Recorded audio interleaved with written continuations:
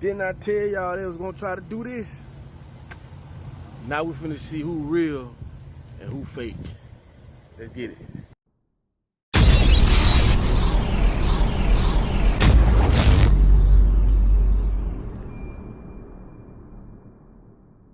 See, this is what I tell y'all when you govern by people who control all your resources, all your natural resources.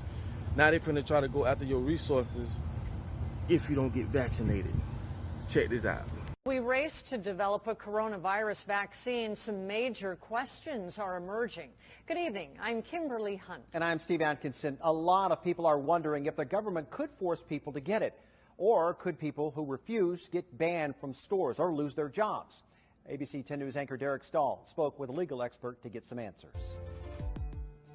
Imagine a world where you have to get vaccinated and show proof to go shopping, board a plane, or just go to work. Legally, it could happen, says University of San Diego law professor Dov Fox. States can compel vaccinations in more or less intrusive ways.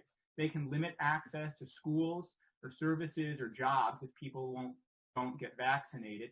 It could force them to pay a fine or even lock them up in jail. Those measures have been adopted in other countries like France, but not so far in the United States.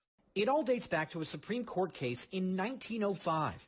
The court held that Massachusetts could fine people for not getting vaccinated against smallpox.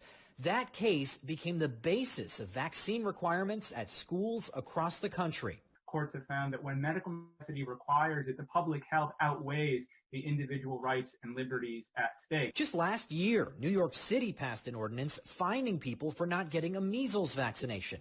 But there's a big difference between what states have the power to do and what Congress could do. There are these questions, separation of powers, Commerce Clause questions.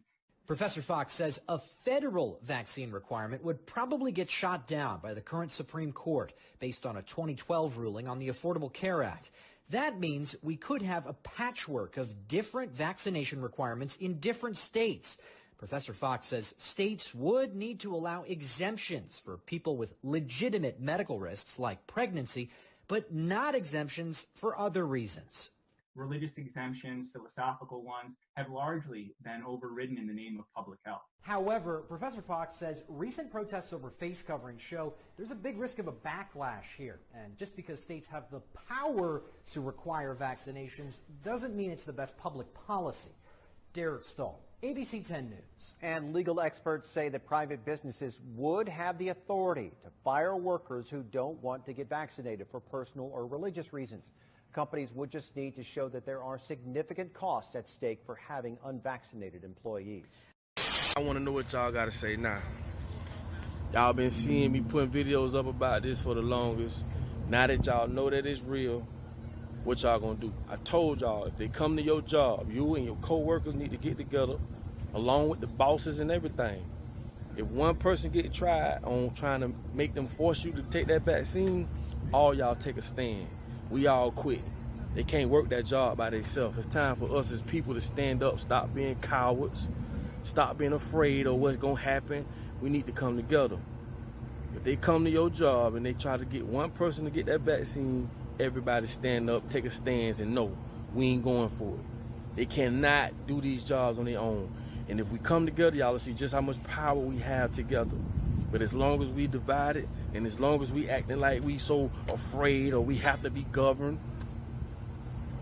we're gonna be led straight to the slaughterhouse. And I'm telling you, once you get that vaccine, it is over. You are no longer yourself. This is the beginning of the end, folks. And I'm telling y'all, this is the time we need to come together. I told y'all, at a certain degree, this ain't got nothing to do with color. It's all about control and power, okay? So don't think if you white or you Spanish or you Mexican or whoever you think you are, and you feel like you're not gonna be a victim of this situation, you very well are. We all are. So with that being said, man, let's come together, man. We all stand up. We all take a stand for a change.